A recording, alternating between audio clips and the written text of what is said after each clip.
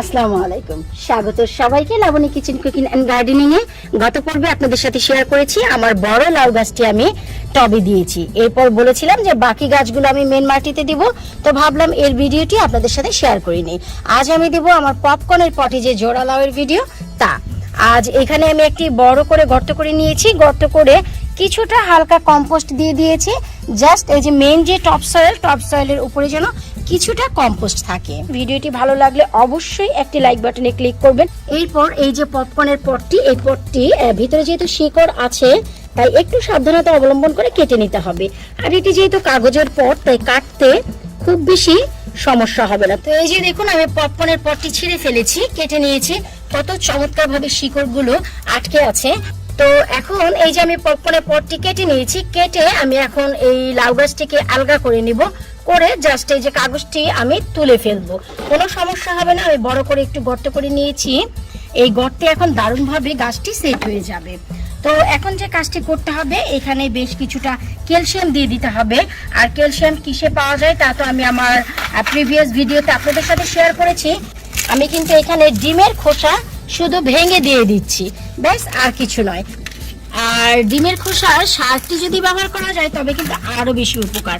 কিভাবে ডিমের খোসা দিয়ে সার বানাতে হয় তার একটি ভিডিও আমার চ্যানেলে আছে, চাইলে দেখে নিতে পারেন। আর সেই সারটি ব্যবহার করব আজ থেকে 15 দিন পর।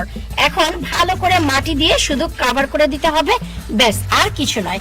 অবশ্যই লক্ষ্য রাখতে হবে যেন সবগুলো শিকড় ঢুকে যায় এবং একটু আলতো করে প্রেস করে নিচের দিকে দিয়ে দিতে হবে। গাছটি সম্পূর্ণ মাটিতে বসিয়ে দিয়ে উপর দিয়ে আমি কিছুটা কম্পোস্ট দিয়ে দিয়েছি। আর এই যে দেখুন গাছটি একেবারে মাচায় উঠে গেছে। কি যে দারুণ লাগছে জানুন, যে কি বলবো, যে লাউ গাছ আমার একটি এপাশে দিয়ে দিয়েছি ডাল, দুটি ডাল হয়েছিল, আরেকটি আমি এপাশে দিয়ে দিয়েছি। এখন আমাদের মোস্ট ইম্পর্টেন্ট এই গাছের বৃদ্ধির জন্য যে কাজটি তা হচ্ছে এই যে দেখুন আমি কিন্তু ধীরে ধীরে একটু গাছের নিচের দিকে যাচ্ছি এবং নিচের দিকে গেলেই লক্ষ্য করবেন যে বেশ কিছুটা ছোট ছোট পাতা আছে। এই যে দেখুন এই পাতাগুলোর এখন আমাদের কোনো প্রয়োজন নেই, কারণ এই পাতা কিন্তু এক্সট্রা এনার্জি খাবে। সো আমরা দুটি গাছেরই এই যে দেখুন নিচের দিকে যে পাতা, এই পাতাগুলো কেটে ফেলবো। আর এখানে দুটি গাছ আছে, আমি তো এর আগেও বলেছি এবং আপনারা নিজেরাও দেখতে পাচ্ছেন। আর এই যে দেখুন এই গাছের বেশ কিছুটা উপরেই একটি ডাল হয়েছে। এই যে, তো এই ডালটিও আমরা রাখবো না, কারণ হচ্ছে এটি হচ্ছে একটি বাড়তি ডাল। তো এই ডালে আমাদের লাউ কুমড়ো কিছুই দেবে না, লাউ তো দেবে না, লাউ গাছে কুমড়ো কোথা থেকে আসবে। তো এই যে ডালটি আমি কেটে নিয়েছি, এখন এই ডালটি কিন্তু ফেলে দেব না, এই ডালটি আমি খেয়ে ফেলবো। তো নিচের দিক থেকে দেখুন আমি একেবারেই সব কিছু কেটে দিয়েছি, এর থেকে বেশি আর কাটার কোনো প্রয়োজন নেই। তো এইটুকু যদি খালি রাখা যায় তাহলেই চলবে।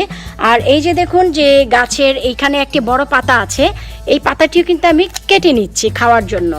এই যে দেখুন, তারপরে দেখুন যে ডালপালাগুলো কত সুন্দরভাবে আমি সেট করে দিয়েছি।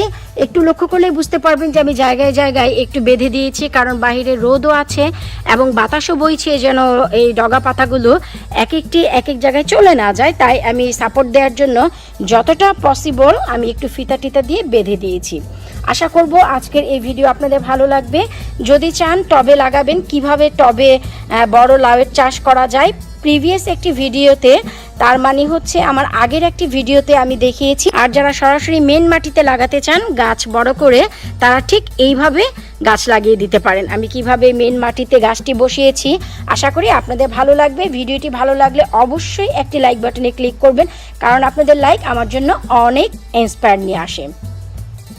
অবশ্যই যেতে যেতে চ্যানেলটি সাবস্ক্রাইব করতে ভুলবেন না, এতে করে এই সামারে আরও অনেক নতুন ভিডিও তথ্য পাবেন যে কিভাবে একটি লাউ গাছের সফলতা পাওয়া যায় এবং ভুরি ভুরি লাউ আসে কিভাবে। বিদায় নিচ্ছি আজকের মতো, পরবর্তী ভিডিও দেখার আমন্ত্রণ জানিয়ে আল্লাহ হাফিজ।